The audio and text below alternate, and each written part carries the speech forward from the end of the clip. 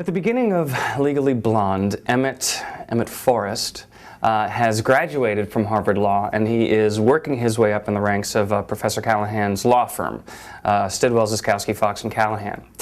And he has been working his whole life basically to get to this point, and he is waiting for the day that Callahan turns to him and says, "Here is the carrot, you are a full-fledged partner." And so he's basically Callahan's go-to boy. What drives Emmett? Emmett is driven by his need to prove everybody wrong. He needs to prove to everybody that he is not where he came from and that he can run with the big boys. And of course, all of this changes when he meets Elle Woods, and hence the musical. When we were looking at the film, we watched it obsessively and talked about what we could amplify, what we could take away, what we wanted to, pick and choose what we wanted to include. Really, for me, Emmett was the biggest opportunity, because God loved Luke Wilson, but he pretty much sat on a bench and drove a car, and they were madly in love. The stage Emmett is different from the movie Emmett in that I think he has a clearer history. You know where he's coming from. He is more of her friend in the stage version than he is a kind of a mentor figure to her in the movie.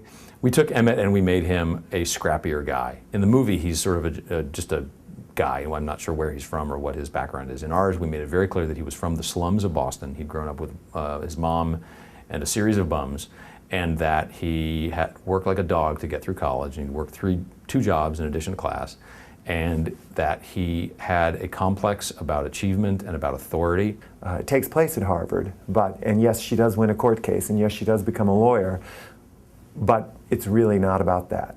And the way to tell that story on stage was to look at the character of Emmett and find out, when does he meet her, how does he fall for her, how do they support each other, and why does she fall in love with this guy who's sort of been in the background the whole time, and then suddenly she turns and looks at him and goes, "Oh, you." When Jerry Mitchell came up to me and talked to me about doing the workshop of Legally Blonde, it was in the stairwell at the Schubert after a performance of Spamalot, and he said, I want you to do the reading of Legally Blonde. And I was flattered and excited and like, well, of course. I fell madly in love with Christian, and I just went up to him and I said, I'm working on a show and I've got a part for you. And I said, you want me to play the weird guy in The Circle that Elle Woods kind of rescues? You remember that character who was kind of like, I don't know, he was a Vulcan or something.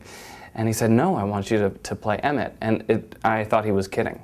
It's more interesting and it's more satisfying to everyone sitting in the seats that she doesn't fall for another JFK lookalike, that she actually falls for someone with integrity who treats her with respect. If that's a message for young guys in the audience who are watching, if you want the hot blonde chick, treat her with respect and you might get her too. I think a lot of men are going to really connect with Christian and the character of Emmett and relate to him, and also live vicariously that I can get a girl like Laura Bell Bundy and Elle Woods. I don't consider myself a romantic hero type in this business, and I hope this part changes that perception. Because why does every leading man have to be, barrel-chested and have a chin? Isn't there room for the chinless men?